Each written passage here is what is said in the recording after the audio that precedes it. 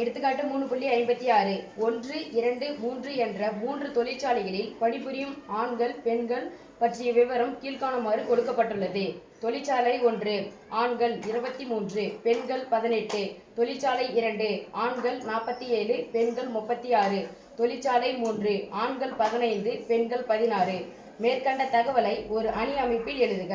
இதில் இரண்டாவது நிரை மற்றும் முதலாவது நிரல் இடத்தில் உள்ள உறுப்பு எதை குறிக்கிறது? ஓகே சாமி, தேங்க்யூமா. எந்த அமைப்பில் எது சொல்றாங்கம்மா? அணி அமைப்பில். அணி அமைப்புனா என்ன மீன்ஸ் அப்படின்னா படுக்க வச்சு நிற்க வச்சு எழுதணும். ஏற்கனவே படுக்க வச்சு நிற்க வச்சு தான் இருக்கு. Factory 1 first factory, second factory, third factory.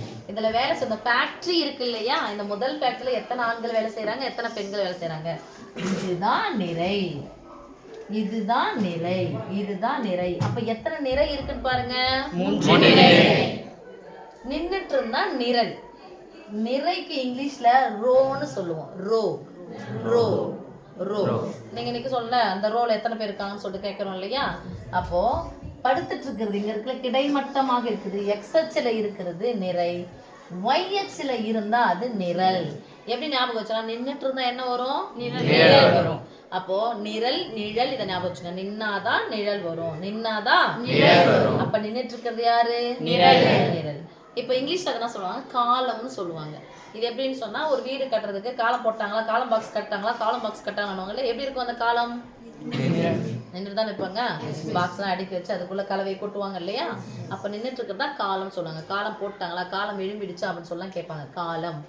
அப்ப காலம் அப்படின்றது நிரல், நிறை என்றது எங்க சாரி நிரல் அப்படிங்கிறது ரோ அப்படிங்கிறது நிறை, ரோ என்பது நிறை. ஃபர்ஸ்ட் யார சொல்லணும் அப்படின்னு சொன்னா நிறைய தான் சொல்லணும். ஒரு அணியினுடைய வரிசை எழுதும் போது நிறைய ஃபர்ஸ்ட் சொல்லணும். நிறைனா யாரு? எக்ஸ் அச்சு. எக்ஸ் அச்சு எப்படி இருக்கும்? கிடைமட்டமா தானே இருக்கும். அப்ப எத்தனை ஃபேக்டரி இருக்கு? 3 ஃபேக்டரி இருக்கு. எத்தனை விதமான ஆட்கள் அங்க வேலை செய்யறாங்க? 2. லேடிஸ் ஜென்ட்ஸ் இருக்காங்க. டிரான்ஸ்ஜெண்டர் அதுல இல்ல, திருநர்கள் யாரும் இல்ல. ஓகேவா? அப்போ 2 விதமான ஆட்கள் அப்படிங்கிறது நிரல். எத்தனை ஃபேக்டரி? 3 ஃபேக்டரி அப்படிங்கிறது நிறை. அப்போ ஏ என்ற அணியை எப்படி எழுதலாம் அப்படின்னு சொன்னா நின்றுட்டு இருக்க மாதிரி எழுதுறோம். ஃபர்ஸ்ட் ஃபேக்டரியில 23 ஜென்ஸ் 18 லேடிஸ், இரண்டாவது நிறையில 47 ஜென்ஸ் 36 லேடிஸ், மூன்றாவது நிறையில 15 ஜென்ஸ் 16 லேடிஸ்.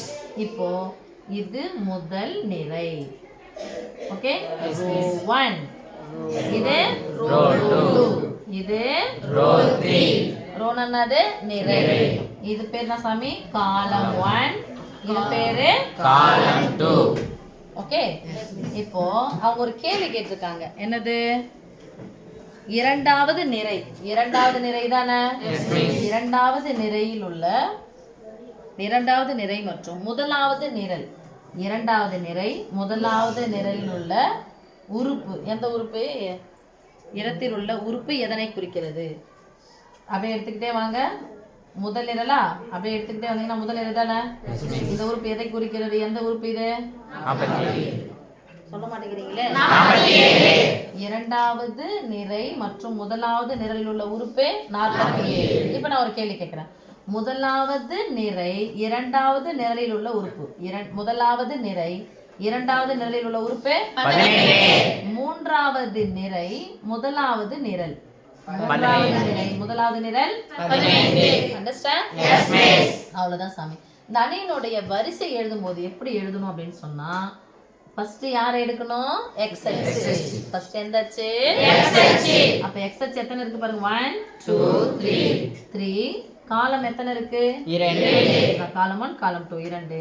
அணியினுடைய வரிசை பொறுத்த வரைக்கும் எப்படி எழுதணும்னா 3 × 2 தான். அது 3/2ன்னு படிக்கணும். 3/2 இப்ப 5 நிறைகளும் 3 நிறைகளும் 2 நிரல்களாக பிரிக்கப்பட்டிருக்கிறது. ஓகே, அப்போ படிக்க வேண்டியது சொல்லியாச்சா? இதனுடைய வரிசை எப்படி சாமி எழுதணும்? இதெல்லாம் உங்களுக்கு புரியுறதுக்காக நான் அந்த கோடெல்லாம் போட்டு காமிச்சேன். 3/2 அணியின் வரிசை நம்ம 3/2. ஓகே, அவ்வளவுதான் சாமி.